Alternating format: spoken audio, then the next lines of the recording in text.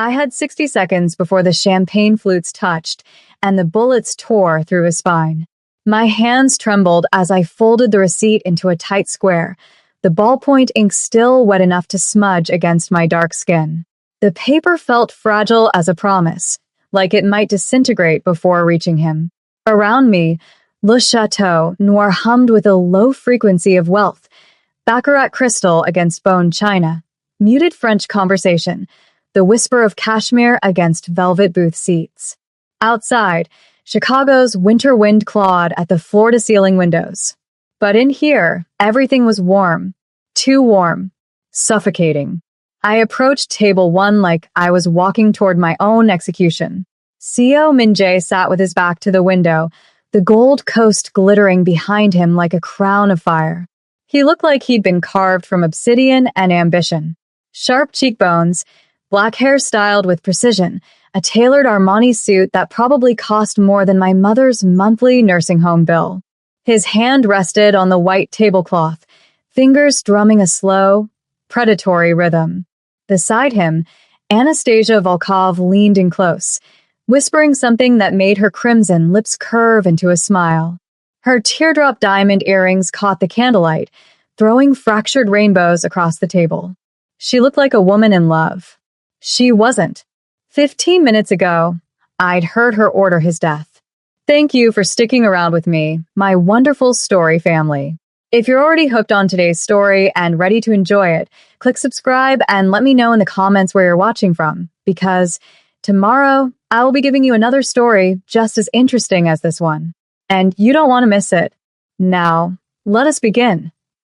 The wine cellar at Le Chateau Noir wasn't really a cellar. It was a temperature-controlled vault in the basement, all glass walls and amber lighting that made the bottles glow like captured sunlight. I'd been sent down to retrieve a 1998 Chateau Margaux for table 7, threading my way past rows of Bordeaux and Burgundy when I heard a voice, female, sharp, speaking rapid Russian. I froze between the Barolos and the Brunellos, my hand still on the bottle I'd been reaching for. Stole Odin. Akolo okna. Yes, he's at table 1. By the window. My Russian was limited to menu items at best, enough to know when someone ordered borscht versus blini. But I caught fragments. Table 1. By the window. Sniper. Position. Odin Ubara. Trivazal Kukni. 1 at the bar. 3 near the kitchen. And then she switched, her voice dropping to something that sounded like English, but clipped, efficient, like she was wrapping razor wire around her words. I should have announced myself, cleared my throat, made my presence known like a professional. Instead, I stood there, heart hammering, and listened.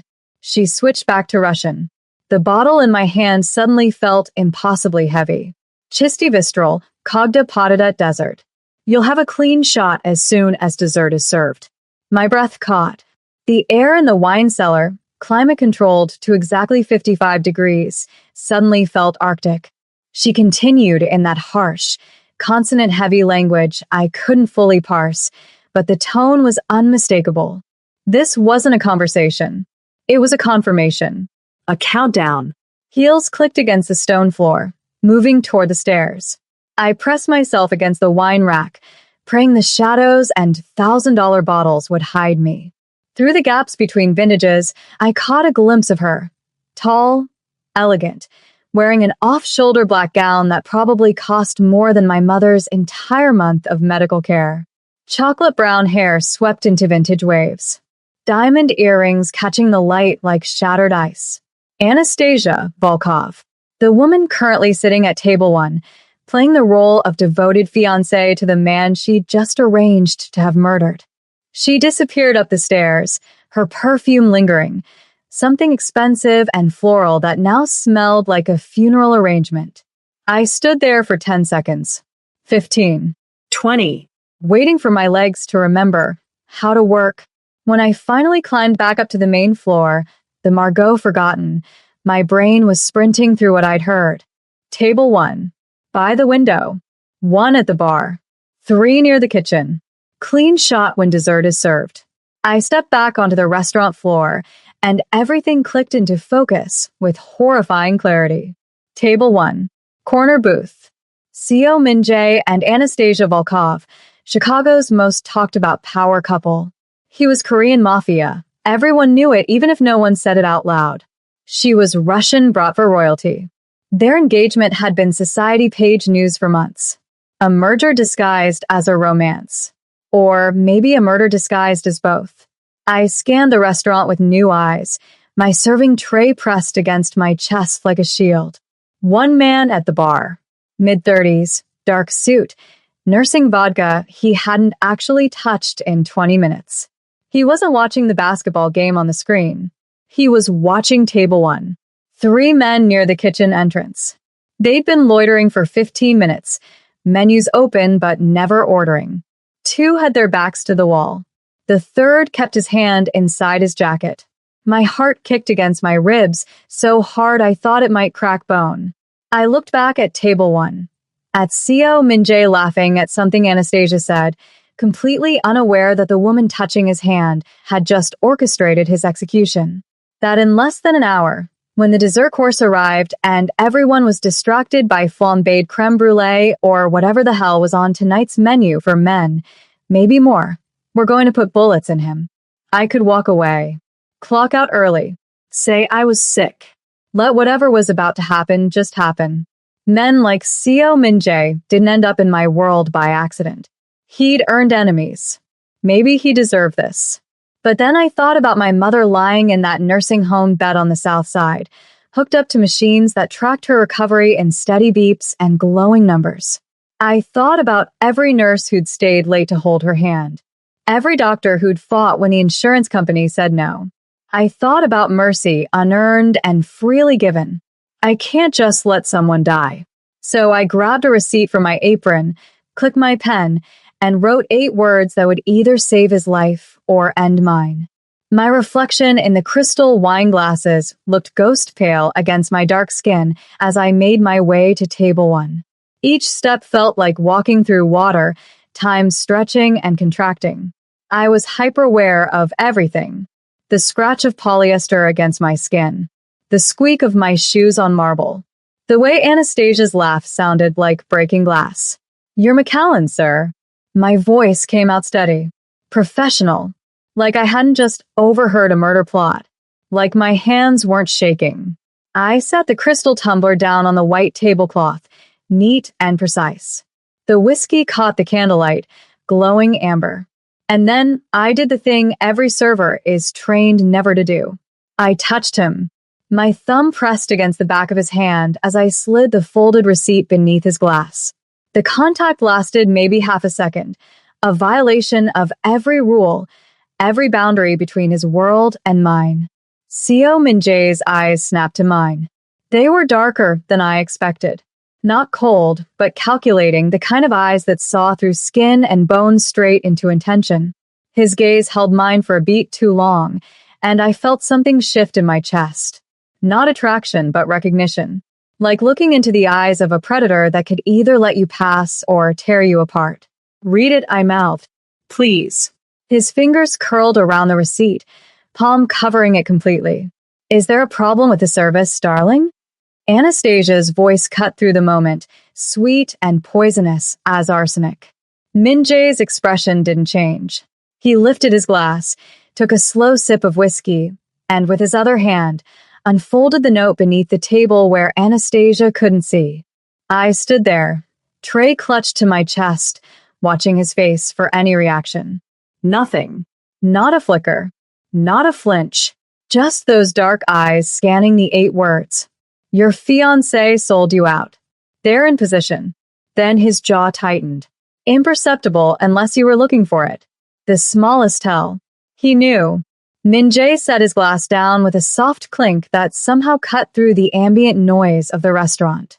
When he spoke, his voice was smooth, controlled, the kind of calm that preceded violence. "I'd like to propose a toast." Anastasia blinked, her smile flickering. "Now?" "We haven't even ordered dessert yet." "Now." He gestured to me without looking away from her. "Another glass for my fiancé." "The same." I hesitated, looking between them. Anastasia's perfectly made-up face showed the first crack, a tightness around her eyes, a stiffness in her posture. "I already have wine, Min," she said, voice light but strained. "Then you'll have whiskey, too." It wasn't a request. I walked back to the bar on autopilot, poured the second Macallan with trembling hands, and returned. The restaurant continued around us. Laughter, conversation, soft jazz playing over hidden speakers, completely unaware that table one was a bomb waiting to detonate. I set the glass in front of Anastasia. Her red nails gleamed as she reached for it, but Min Jae's hand shot out, gripping her wrist. "Let's switch," he said softly. "I want a drink from your glass, and you drink from mine." The temperature at the table dropped 10 degrees. Anastasia's laugh came out forced. "That's odd even for you." "Is it?" Min Jae's smile was a razor. "I thought couples in love did romantic things like that. Sharing. Trusting." He pushed his glass toward her, holding her gaze. "Or is there a reason you don't want to drink what I've been drinking?" The silence stretched. I stood there frozen, watching Anastasia's face cycle through emotions, confusion, fear, fury, before settling on something carefully blank. "Of course not." She picked up his glass with a hand that trembled just slightly. "To loyalty," Min Jae said. "To loyalty," Anastasia echoed. They drank. Nothing happened. The whiskey wasn't poisoned, but Anastasia's hesitation had confirmed everything. Min Jae set down the glass and looked directly at me. Really looked at me for the first time, taking in my name tag, my face, the fear I couldn't quite hide. "Linda Gonzalez," he read slowly, his accent turning my name into something foreign and dangerous. "Tell me, Linda, do you believe in fate?" My throat closed. I'm not sure, sir." I didn't either. He leaned back in his seat, one arm draped casually over the booth. "Until 60 seconds ago." Anastasia's face went white, and that's when I realized I just started a war. Welcome back, my fierce hearts and midnight dreamers. Before we dive deeper, make sure you're subscribed, hit that like button, and tell me where you're watching from. I love seeing our dark romance family stretch across cities, countries, and time zones. Every click, every comment, every bit of love you leave here helps us keep unraveling these dangerous love stories and high-stakes betrayals together. So find your quiet place, dim the lights, and get ready. Let's continue. The restaurant continued its expensive symphony around us. The delicate scrape of silver against porcelain, hushed conversations about quarterly earnings and vacation homes, the jazz quartet in the corner playing something slow and mournful. But at table one, time had frozen. Anastasia's red nails gleamed against the white tablecloth as she reached for her wine glass, her movements suddenly mechanical. Min Jae sat perfectly still, a predator assessing which direction his prey would bolt. "Linda," he said my name again, tasting each syllable like he was learning a new language. "How long have you worked here?" My mouth went dry. 8 months, sir." "And in those 8 months, how many assassination attempts have you witnessed?" The question landed like a slap. Anastasia's laugh came out too high, too forced. "Min, darling, you're scaring the poor girl. She probably just saw someone suspicious and got nervous." "Is that what happened, Linda?" His eyes never left mine. They were obsidian in the candlelight, ancient and depthless. "Did you just get nervous?" I couldn't speak, couldn't move. The receipt was still in his hand, my handwriting stark against the white paper. 8 words that had just painted a target on my back. A subtle shift rippled through the restaurant. One of the men near the kitchen entrance stood up, his hand sliding inside his jacket. At the bar, the man with the untouched vodka turned his body slightly, angling for a better view of our table. Min Jae saw it too. I watched the calculation flash across his face. Cold, instant, lethal. "I think," he said softly, standing in one fluid movement, "we should discuss this somewhere more private." Anastasia's hand shot out, gripping his wrist. "We haven't had dessert yet. I've lost my appetite."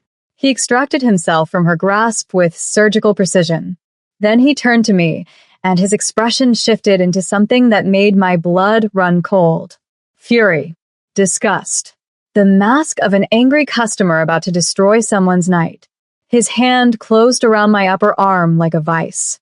You, he hissed loud enough for nearby tables to hear, spilled whiskey on a $12,000 suit.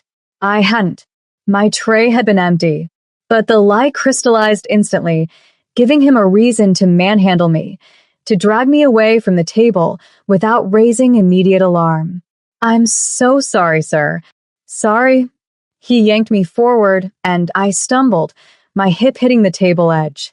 The violence in his grip was real enough to make me gasp, theatrical enough to make the other diners look away in second-hand embarrassment. Sorry doesn't pay for custom tailoring. He pulled me toward the kitchen entrance, moving fast. Behind us, I heard Anastasia's voice, sharp with panic she was trying to disguise as irritation. Min, don't be ridiculous. Just send her home. We can. I'm going to speak to her manager. His voice cut through the restaurant like a blade. And then I'm going to have her fired. We were 10 feet from the kitchen doors. The 3 men who'd been loitering near the entrance shifted, hands moving inside jackets. I saw the calculation in their eyes. Was this part of the plan? Was Min Jae just being his usual tyrannical self? Or had he figured it out? Min Jae's grip on my arm shifted, his fingers finding the pulse point at my wrist. He pressed down, and I felt my heartbeat hammering against his thumb. When we go through those doors, he whispered, his mouth so close to my ear that anyone watching would think he was berating me. You run left. Don't stop. Don't look back. The kitchen door swung open, and the lights went out. Darkness swallowed Le Chateau Noir whole. Not gradual, not flickering, absolute and instant. Like someone had thrown a blanket over the sun. The jazz quartet died mid-note. Crystal glasses hit the floor in cascading crashes. A woman screamed. Min Jae moved. 1 second, I was standing upright. The next, I was being propelled forward through the kitchen doors with enough force to knock the air from my lungs. The emergency lighting kicked in. Dim red bulbs that turned everything into a nightmare landscape of shadows and blood-colored light. The kitchen was chaos incarnate. Chefs shouted in a babble of languages: Spanish, French, Korean. Pans clattered. Something heavy hit the floor.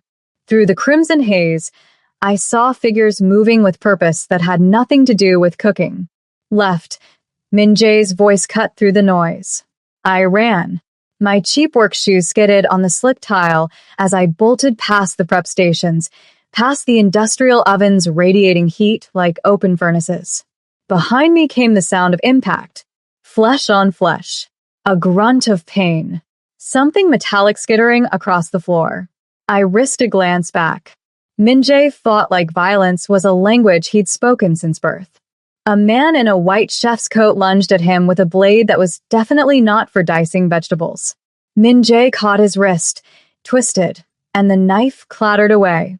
He drove his elbow into the man's throat with surgical precision, then spun him into a second attacker hard enough that both men went down in a tangle of limbs. 3 more came through the swinging doors. Not the men from the dining room. These were kitchen staff, or people wearing kitchen whites as camouflage. One of them spotted me. The girl, he shouted in accented English. Grab the girl. Terror shot through me like electricity. I grabbed the first thing my hand found, a pot of boiling stock sitting on the range. And without thinking, without hesitating, I hurled it at him.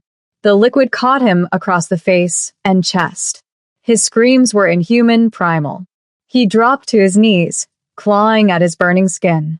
The smell hit me, scorched flesh and hot metal, and my stomach tried to climb up my throat.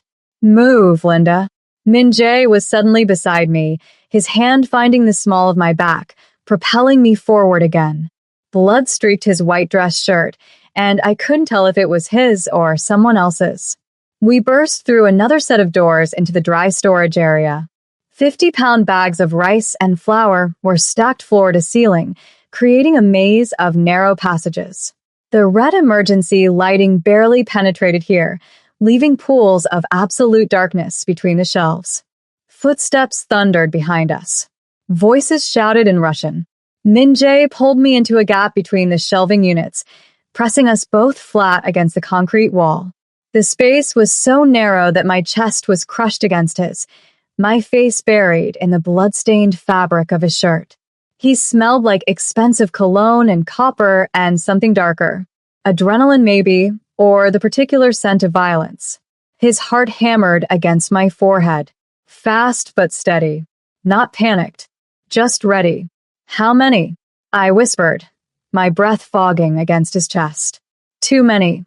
His voice was barely audible, his lips brushing the top of my head as he spoke. The kitchen was full of them. This wasn't just a hit. This was an occupation. 3 men entered the storage area, their shadows stretching grotesquely across the walls in the red light. They moved methodically, checking between the shelves, weapons drawn, not guns. Knives. And something that looked like a garrote. They wanted this quiet. Min-jae's arm wrapped around my waist, holding me so still I wasn't sure I was breathing. His other hand moved to his ankle, and when it came back up, there was a gun in it. Small. Black. Lethal. The nearest man was 5 feet away. 4. 3. I could see his face now in the crimson glow. Young, maybe mid-20s, with a scar bisecting his left eyebrow. He was looking right at our hiding spot. Time stretched. I felt every beat of my heart, every molecule of air moving in and out of my lungs. Min-jae's finger rested on the trigger, his body coiled like a spring beneath expensive fabric. The man took another step forward. Then somewhere in the kitchen, glass shattered, followed by shouting in Korean. The man's head whipped toward the sound. He gestured to his companions, and all 3 of them moved back toward the kitchen doors. Min-jae waited until their footsteps faded before exhaling. The breath moved through his chest, expanding and contracting against mine. For a moment, neither of us moved. We just stood there in the darkness, pressed together by necessity and survival, while chaos raged around us. Your people, I whispered. My people. He pulled back slightly, putting an inch of space between us. In the red light, his face looked carved from stone. All sharp angles and shadows. A cut above his eyebrow leaked blood down the side of his face, making him look like something from a nightmare. They'll create a distraction, but we need to move now. The back exit is compromised, a voice said from behind us. We spun. A man stood blocking the path to the rear door, backlit by emergency lighting. He was massive, easily 6'4", built like he'd been carved from a mountain, and he was pointing a gun directly at my head. Sung-ho, Min-jae said. And there was something in his voice I couldn't read. Not fear. Recognition, maybe. Or betrayal. Sorry, boss. The big man's expression was carefully neutral. Orders from the top. From Daehyun. The name came out like a curse. Your cousin sends his regards, Sung-ho said. And his regrets. Nothing personal. His finger tightened on the trigger. Min-jae moved faster than physics should have allowed. He grabbed a 50-pound bag of rice from the nearest shelf and hurled it at Sung-ho's head. The bag exploded on impact, sending white grains everywhere, creating a snow globe effect in the red light. Sung-ho fired blind. The shot went wide, the report deafening in the enclosed space. Then I was on the floor, Min-jae's body covering mine as bullets punched through rice bags and sent white powder cascading down like rain. Above us, wood splintered. Metal pinged. The world was gunfire and screaming and the weight of Min-jae's body pressing me into the cold concrete. Stay down, he growled against my ear. Then he was rolling off me, returning fire. The muzzle flash from his gun lit up the storage room in strobing bursts of white light. Sung-ho went down. Not dead, but hit. He clutched his shoulder, weapon clattering away. 2 more men came through the kitchen doors, and suddenly, it was a storm of bullets. I pressed myself flat against the floor, hands over my head, rice grains digging into my palms as they rained down. Something hot grazed my upper arm. Not a bullet, but close enough. The shock of pain made me gasp. The back door now. Min-jae's hand found mine, yanking me to my feet. We ran, stumbling through rice that crunched beneath our shoes like snow. The back door loomed ahead, metal, industrial, marked with a glowing green exit sign. Min-jae hit it at full speed, using his shoulder like a battering ram. The door exploded open, and then we were outside. Chicago winter slammed into us like a freight train. The temperature had to be below zero, the wind screaming through the alley with enough force to steal the breath from my lungs. Snow swirled in frantic spirals, turning the world into a whiteout that was the polar opposite of the restaurant's golden warmth. My server uniform, a thin blouse and slacks designed for climate-controlled elegance, not survival, was criminally inadequate. Within seconds, the wind cut through to my skin, turning my sweat ice cold. My teeth started chattering so hard I bit my tongue. Min-jae didn't slow down. He pulled me down the alley, our shoes crunching through dirty snow and ice. Behind us, the back door banged open again, voices shouting. A black SUV sat at the alley's mouth, engine running, exhaust creating ghosts in the freezing air. Min-jae wrenched open the back door and physically threw me inside. I landed on leather seats that smelled like new car and gun oil. He dove in after me, slamming the door. Drive. The SUV lurched forward, tires spinning on ice before finding purchase. Through the rear window, I saw figures spilling out of the restaurant's back door. Too many to count. Weapons raised. One of them aimed at our vehicle. The rear windshield spiderwebbed, but didn't break. Bulletproof glass. The sound of impact was dull, distant, like someone tapping on a fish tank. We sped away, leaving Le Chateau Noir behind in a blur of snow and muzzle flash. Inside the SUV, silence descended. The only sounds were our ragged breathing and the whisper of tires on icy pavement. Min-jae leaned forward, speaking rapid Korean to the driver. Instructions. Coordinates. I couldn't tell. Blood dripped from the cut above his eyebrow, spattering on the leather seat. I looked down at myself. Rice grains clung to my clothes and hair like confetti. My arm burned where something had grazed it, the sleeve of my blouse torn and spotted with blood. My hands trembled, not from cold anymore, but from pure adrenaline crash. You're hurt, Min-jae said, his attention snapping back to me. His English returned, slightly accented but perfect. I'm fine. You're bleeding. So are you. He wiped blood from his eyebrow with the back of his hand, barely acknowledging it. Then his fingers were on my arm, examining the wound with clinical detachment that somehow felt more intimate than concern. His touch was surprisingly gentle, considering those same hands had just killed multiple people with ruthless efficiency. Graze, he pronounced. You were lucky. Lucky. I laughed, and it came out slightly hysterical. I just burned a man's face off and got shot at in a rice storage room. That's your definition of lucky? You're alive. His dark eyes met mine, and something shifted in them, a microscopic crack in the ice. That's the only definition that matters. The driver said something in Korean. Min-jae responded, then turned back to me. We're going somewhere safe. Somewhere they won't look for us tonight. You mean Anastasia and whoever Daehyun is? His jaw tightened at the name. My cousin. Older by 2 years. Meaner by a lifetime. I thought he was in exile in Seoul. Apparently, I was misinformed. And Anastasia was his from the beginning? I suspect the whole engagement was a setup. A way to get close enough to kill me without raising suspicion. He said it with such cold pragmatism, like discussing a failed business transaction rather than the woman he'd been planning to marry. The pregnancy was probably his, too. Insurance in case she couldn't pull off the hit. A CO heir to legitimize his claim to the family empire. The casual way he dissected the betrayal made my skin prickle. This was a man who saw threats and contingencies, who measured relationships in terms of leverage and risk. And I had just become a variable in his deadly equation. Where are you taking me? The question came out smaller than I intended. Min-jae studied me for a long moment, his expression unreadable in the passing streetlights. When he finally spoke, his voice was soft, almost kind, which somehow made it more terrifying. Thank you for watching the story to the end.